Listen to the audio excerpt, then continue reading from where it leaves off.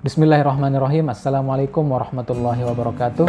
Saya Muhammad Zaki Fahrul Hadi, dosen program studi sastra Inggris Universitas Bumi Gora, bidang keilmuan, pendidikan bahasa dan sastra Inggris. Pada kesempatan ini saya akan memaparkan pernyataan diri dalam unjuk kerja Tridharma Perguruan Tinggi dalam bidang pengajaran. Salah satu mata kuliah yang saya ampu setiap semester ganjil adalah mata kuliah Intermediate Grammar. Mata kuliah ini merupakan mata kuliah wajib dengan bobot 2 SKS, di mana mata kuliah Intermediate Grammar bertujuan untuk meningkatkan kompetensi mahasiswa dalam penguasaan grammar tingkat lanjut secara mendalam. Dengan mempelajari grammar, kita dapat membangun peta konseptual kita mengenai struktur bahasa Inggris. Apa yang kita ucapkan, yang kita tulis, tidak hanya sekedar keluar dari kata, tetapi juga terstruktur secara sistematis. Begitu juga ketika kita ingin menerjemahkan, tentu kita harus menguasai tata bahasa Inggris secara mendalam. Nah, mata kuliah Intermediate Grammar ini adalah mata kuliah lanjutan dari mata kuliah sebelumnya, yaitu Pre-Intermediate Grammar, di mana materi-materi yang ada pada mata kuliah Intermediate Grammar sangat berkaitan dengan materi sebelumnya. Sehingga mahasiswa yang belum lulus pada mata kuliah Pre-Intermediate Grammar tentu tidak dapat mengikuti mata kuliah Intermediate Grammar. Mata kuliah Intermediate Grammar juga merupakan prasyarat untuk dapat mengikuti mata kuliah lanjutan, yaitu Advanced Grammar. Materi-materi pokok yang diajarkan pada mata kuliah Intermediate Grammar diantaranya adalah causative verbs, elliptical structure, conditional sentence, gerund, participle, dan infinitives. Buku yang dijadikan sebagai referensi utama pada mata kuliah ini adalah buku yang ditulis oleh Betty Schreiber-Azar dengan judul Understanding and Using English Grammar, dan juga karya Marcella Frank dengan judul Modern English. Dan saya juga menyusun modul sebagai referensi tambahan untuk materi Intermediate Grammar dengan judul Perfect English Grammar. Setelah mengikuti perkuliahan ini, mahasiswa diharapkan mampu memahami, menjelaskan, menganalisa bentuk-bentuk, fungsi, dan juga konsep materi causative verbs, elliptical structure, conditional sentence, gerund, participle, dan juga infinitives, dan penerapannya tentunya di dalam kalimat dan juga di dalam soal-soal yang berkaitan dengan materi-materi tersebut. Selama masa pandemi, sistem perkuliahan yang diterapkan pada mata kuliah Intermediate Grammar adalah tatap maya dan juga blended learning, sinkronus dan asinkronus, sehingga mahasiswa dapat mengakses materi-materi yang diupload oleh dosen di mana saja dan kapan saja. Namun jika memungkinkan, maka perkuliahan bisa kita laksanakan secara tatap muka. Metode yang diterapkan dalam pembelajaran mata kuliah Intermediate Grammar adalah metode PPP atau Present, Practice, and Production. Sesuai dengan namanya, metode ini diawali dengan pemaparan materi secara detail oleh dosen, lalu dilanjutkan dengan practice, yaitu pemberian soal-soal terkait dengan materi yang diajarkan pada setiap pertemuan, lalu diakhiri dengan production. Nah, sistem penilaian pada perkuliahan ini kita bagi menjadi 3 bagian. Yang pertama adalah nilai harian dengan bobot sebesar 30%, di mana nilai ini akan diambil dari partisipasi mahasiswa dalam mengikuti kelas dan juga partisipasi mahasiswa dalam mengerjakan soal-soal yang kita berikan. Lalu penilaian selanjutnya adalah dari ujian tengah semester, bobotnya sebesar 30%, dan yang terakhir adalah penilaian dari ujian akhir semester, bobot sebesar 40%. Dan berikut ini adalah cuplikan video bagaimana cara saya mengajarkan mata kuliah Intermediate Grammar. What is causative verbs? Okay. Maybe Handy wants to answer? What is causative verbs? Causative verb adalah verb yang mengindikasikan sesuatu terjadi disebabkan oleh sesuatu. Ya. Ya. Any others? Mungkin ada yang lain? Mungkin Reni, maybe?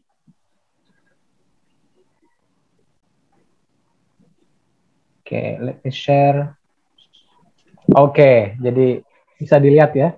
This is the materials about causative verbs. Jadi causative verbs tadi sudah sempat disinggung tadi sama Hendy. As you see here, causative verbs are used to indicate that one person causes a second person to do something for the first person. Jadi asal katanya sebenarnya causative verb ini adalah cause, menyebabkan. The causative verbs are have, get, and make. Jadi sederhananya begini sebenarnya. Kalau kita ingin meminta tolong kepada seseorang, ya. Misalnya ada si A meminta B melakukan sesuatu, biasanya kita kan menggunakan kata ask. Yang kita pakai kan yang kita pilih adalah kata kerja ask. Ask yang artinya meminta. Nah, causative verb ini posisinya nanti sebagai pengganti kata ask, ya. Jadi kurang lebih mirip maknanya dengan ask. So the meaning of causative verbs is similar, ya. Causative verbs have, get, and make. Jadi ini anggotanya causative verb yaitu have, get, dan make. Make, have, and get can be used to express the idea that X causes Y to do something. Ya, jadi itu tadi yang sudah dijawab sama Hendy. Jadi ada seseorang menginginkan seseorang untuk melakukan sesuatu. Ya, ini nanti bisa dibaca di bukunya Betty, halaman 339 ya, yang edisi terbaru. Ya, jadi itu tadi causative verb itu ada 3 macam, hanya ada 3 kata kerja, yaitu have, make, dan get. Ya, jadi yang berbeda adalah polanya nanti. Sama nggak polanya ketika kita menggunakan causative verb dengan menggunakan kata kerja ask. Ya, kita lihat form of causatives.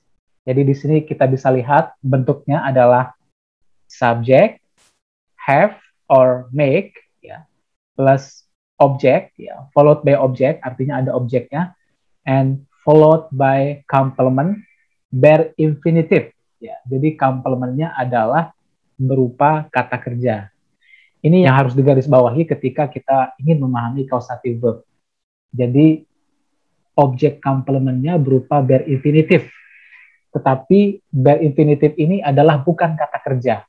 Dia berfungsi sebagai complement atau pelengkap. Ya. Kemudian di pola yang kedua ada subject followed by get, ya, causatifnya get, lalu objek, complement, baru diikuti to infinitive. Jadi ada 2 polanya ya causatif. Pertama ada yang harus diikuti objek complement bare infinitive, dan yang kedua adalah harus diikuti objek complement berupa to infinitives. Kita lihat contohnya, examples. Mary has John wash the car. Ya, jadi Mary di sini berfungsi sebagai subjek. Mary is a subject. Lalu diikuti kata kerja has. This is the causative verbs. Jadi ini causatifnya ya. Has. Lalu John-nya sebagai apa? Sebagai objek. John-nya objek. Lalu kata kerja wash adalah objek complement-nya. Ya kan? Iya. Mary has John wash the car. So the form is subject has object complement. Ya, jadi objek complement-nya berupa bare infinitive. Jadi sekilas wash di sini seperti kata kerja, tetapi fungsinya bukan sebagai kata kerja. Ya, hati-hati di sini ya, nanti kita bisa terjebak. Mary meminta John mencuci mobil. Cuci mobil. Okay. Next sentence, number 2. Mary had John wash the car. Ya, jadi kalimatnya sama. Yang beda hanya, apa yang berbeda di sini? What is the difference? Apa yang berbeda di sini? Kata verbnya. Kata kerjanya verb. Mary had John wash the car. Jadi di kalimat nomor 2, had adalah bentuk kata kerja kedua, past. Jadi ini adalah tensesnya simple past. Had. Oke, jadi nomor 2 sebetulnya maknanya sama dengan kalimat nomor 1, cuma tensesnya yang berbeda, yaitu menggunakan tenses past. Yang ingin ditekankan pada kalimat nomor 2 adalah causative verb itu ternyata bisa digunakan dalam tenses yang lain, tidak hanya simple present seperti contohnya di pola ya. Jadi tensesnya tidak harus menggunakan simple present, tetapi bisa juga menggunakan tenses yang lain. Contohnya seperti number 2 and number 3. Kalau nomor 3, tenses apa yang digunakan di sini? What kind of tenses?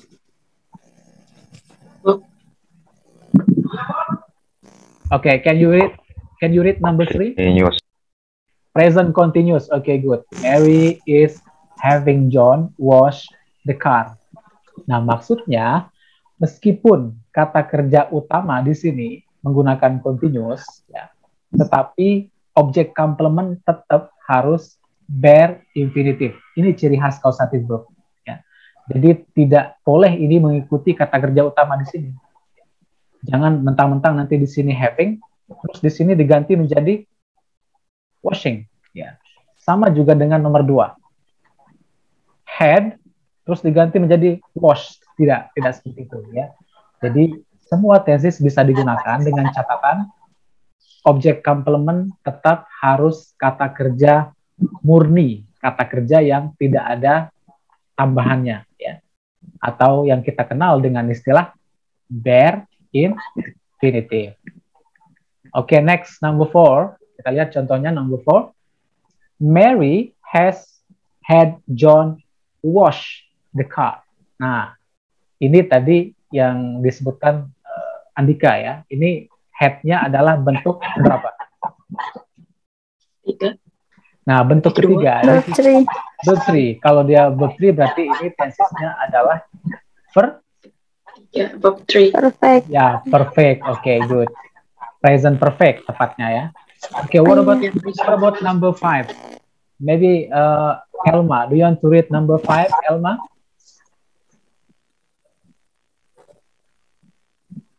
Okay, just read the sentence, Elma. Mary had John wash the car. Okay, Mary had John wash the car. Jadi bedanya di sini juga hanya tenses. Tensesnya, what is the kinds of tenses? Number 5. Anybody knows? Past perfect. Past perfect. Okay, good. Di sini menggunakan tenses past perfect. Kita lihat wash juga tetap bare infinitive. Jadi no change. Okay? Tidak ada perubahan. Next, number 6. Mary will have John wash the car. Okay, what kind of tenses? Number 6. This is future. Okay. Meskipun kata kerjanya dalam causative menggunakan future, di sini juga tetap menggunakan kata kerja bare infinitive. Ya, jadi itu ciri causative verb. Ya, next, number 7. Next example, Mary gets John to wash the car. Nah, jadi kalau ini kata kerja yang menggunakan get, ya causative get, itu menggunakan objek complement berupa to infinitive. To infinitive. Yes, jadi harus ditambahkan dengan to infinitive. What is the kind of tenses? Number 7. Mary gets John to wash the car. What tenses? Present. Simple Simple present. present. Oke, good. Di sini sama kalimatnya, the same sentence, hanya diganti tensesnya ya. Number 8 past and number 9 Continuous. present continuous. Oke, good. Nah, jadi itu intinya causative verb itu adalah kata kerja ya, beberapa kelompok kata kerja yang artinya meminta atau menyuruh ya. Jadi yang perlu diingat adalah polanya ya. Pola yang pertama have dan make menggunakan objek complement apa tadi? Bare infinitive. Bare infinitive. Kemudian yang kedua untuk get menggunakan objek complement to infinitive. Oke, good. Nah, sekarang ada juga causative in passive ya. Jadi ternyata causative itu juga bisa dipasifkan. Mungkin masih ingat materi di pre-intermediate. Jadi pasif itu, kalau pasif itu kan cirinya apa? Apa ciri kata kerja pasif? Verb 3. Verb 3, oke, good. Dalam kalimat pasif, kita mengenal istilah verb 3 ya. Ada to be followed by verb 3. Nah, dalam kausatif pasif juga sama, ada verb 3-nya. Ya. Tetapi dalam kausatif, yang dipasifkan bukan kata kerja utama, tetapi objek complement-nya yang dipasifkan. Misalnya begini kalimat saya. Andi meminta John mencuci mobilnya. Lalu ketika kita pasifkan, Andi meminta mobilnya dicuci oleh John. Jadi polanya seperti ini ya. Subject, have, or get. Objeknya berupa benda. Lalu diikuti verb 3 langsung ya. Followed directly by verb 3. Di sini kita tidak lagi menggunakan to be. Ya, jadi tidak perlu lagi menggunakan to be. Tidak boleh bahkan menggunakan to be di sini ya. Contohnya seperti ini ya. Andy has his car washed. Pat is having her car repaired. Dan seterusnya. Oke, sekarang let's try. Mungkin sekarang kita coba aja. Let's try number 1. Change the active to passive. Jadi kita coba mengubah kalimat aktif pasif menjadi aktif kausatif menjadi pasif. Oke. Contohnya nomor 1 ya.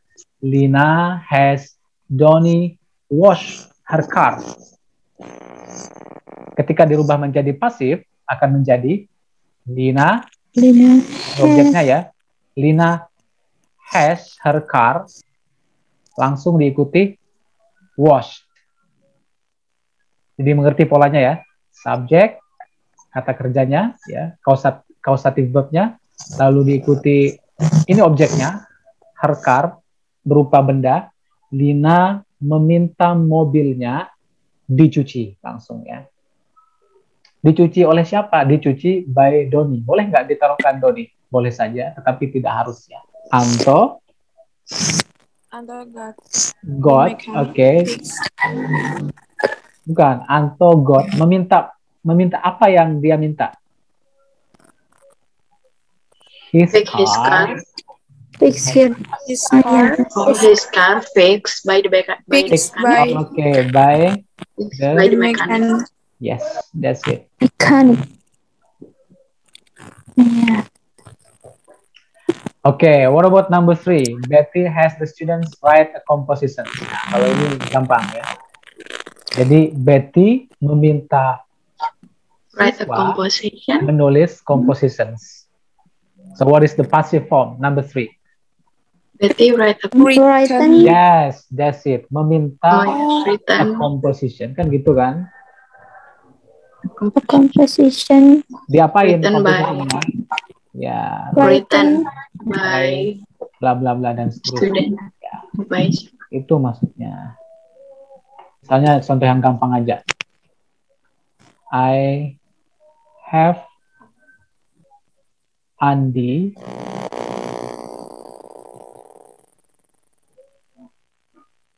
wash my car. Ya.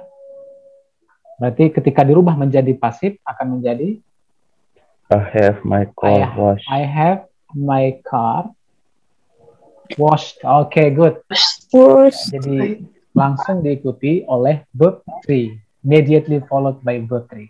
Tapi ingat ya, objek di sini bukan Andi lagi, tetapi my car-nya. Saya meminta mobil saya dicuci. Dicuci. Ya, itu dia ya.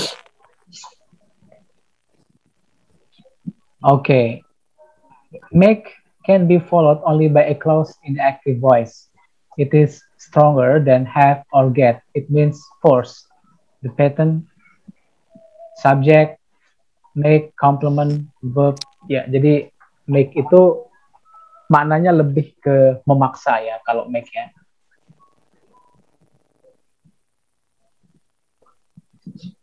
Oke, sekarang untuk mengetes. Oke, do we have any questions sebelum kita tes, sebelum kita kasih soal? Ada yang mau ditanyakan dulu? Any questions? Jadi intinya causative verb itu adalah berapa jumlahnya causative verb itu? Ada? 3 ya.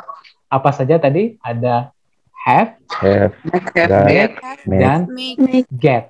Oke, Get. jadi have, make, get di sini tidak lagi bermakna seperti makna aslinya ya, tetapi maknanya apa tadi? Maknanya adalah meminta atau menyuruh ya, meminta atau menyuruh ya. Jadi have bukan berarti punya. Terkadang dalam soal-soal TOEFL ini sering kita temukan dan membuat kita terkecoh ya. Oke, use the correct verb form. Jadi ini adalah contoh. Jadi kita diminta untuk membetulkan ya apa kata kerja yang tepat di dalam what is the correct verb form. The teacher made Juan leave the room. Kira-kira di sini apa? Atau leave saja? Leave-nya berubah atau tetap? Berubah jadi apa? Tetap. Siapa yang bilang berubah? Berubah atau tetap? Tetap punya. Tetap. Kan prinsipnya tadi harus bare infinitive. Kata kerja murni ya. Jadi dia tidak boleh terpengaruh dengan kata kerja utamanya di sini, tidak boleh ya. Kemudian Toshiko had her car. Nah, kalau ini contoh yang apa tadi? Pasif. Pasif. Kalau pasif langsung diikuti kata kerja. Oke, Andika mungkin bisa dibaca. So what is the correct form here? Prepare. Toshiko had her car. Repair. Oke. Jadi dirubah menjadi bentuk ketiga. Oke. What about number 3? Ya, masih ingat tadi penjelasannya di awal? Get itu diikuti oleh kata kerja apa? To infinitive. Bentuknya mau bisa get, got, getting, terserah atau will get. Berarti di sini it means that you have to change type, ya, tinggal diganti menjadi to type. Oke. To type, ya kan? Kenapa menggunakan to infinitive? Why? Karena ada God. Oke. Kemudian next, number 4. Number 4 ya. Oke, anybody knows number 4? Kita meminta rumah kita, ya. Kira-kira aktif atau pasif? Pasif. Oke. Jadi kalau pasif menjadi painted. Ya. Painted. Ya kan? Is it okay to add to be? To be painted? Just put the participle painted. Painted. Ya. Jadi tidak lagi berlaku di sini. To be. Karena hanya dia ditambahkan dengan past participle ya. Begitu juga dengan number 5. Mark got his transcript. Jadi itu dia intinya. Causative verb itu adalah kata kerja. Berapa jumlahnya? Ada 3 kata kerja yang artinya, apa tadi artinya? Meminta atau Nyuruh. menyuruh. Meminta atau menyuruh. Jadi have dan make tidak lagi bermakna seperti makna asalnya, tetapi artinya meminta atau menyuruh. Ya. Dan ingat, semua tenses bisa digunakan di sini ya, tidak harus present. Apapun tensesnya di sini, tetap objek komplementnya harus bare infinitive, harus murni ya, seperti contoh-contohnya yang tadi. Oke, sampai di sini ada pertanyaan? Any questions? I give you a sentence. Now translate into English. Kiki meminta Hendy membeli pulpen. Switch on your mic. Kiki, terus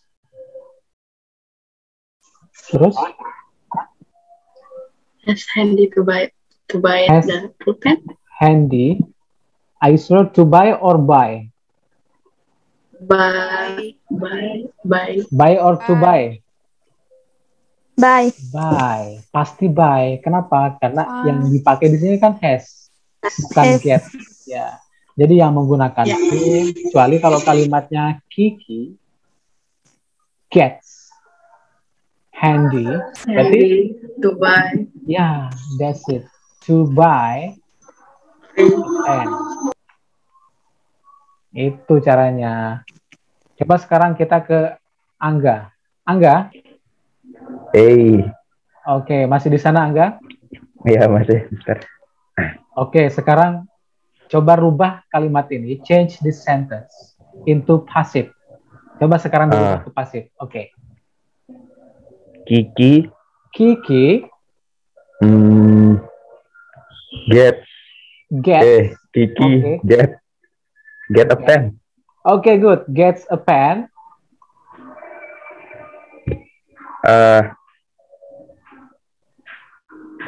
Kiki get a pen boat. Oke, good. Kiki gets a pen boat. Ya. Jangan ragu. Jadi langsung saja diikuti dengan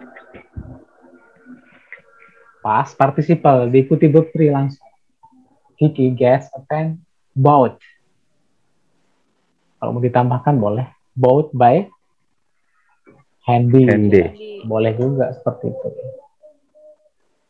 Ya, jadi ingat ya, intinya di kata kerja yang dia gunakan. Ya. Kalau menggunakan gets, ya pasti objek komplementnya berupa to infinitive. Ya, jangan ragu ya. Tapi kalau menggunakan have atau has, berarti kata kerja yang dia gunakan adalah bare infinitive. Oke, kira itu untuk hari ini. That's all for today. Thank you very much. Ada pertanyaan sebelumnya? Sebelum kita tutup, nanti di e-learning akan saya kasih tugas yang harus dikerjakan. Ya. Dan jangan lupa absen di e-learning ya. Okay, thank you very much for attending this class. Andika, Reni, Elma, Hendy, Sam, Komang, Anjani, Iki, Via, and Angga ya. That's all for today. Thank you very much. See you next meeting. Baik, demikian tadi cuplikan video pengajaran saya pada mata kuliah Intermediate Grammar. Semoga bermanfaat dan terima kasih atas segala perhatian. Mohon maaf atas segala kekurangan. Wassalamualaikum warahmatullahi wabarakatuh.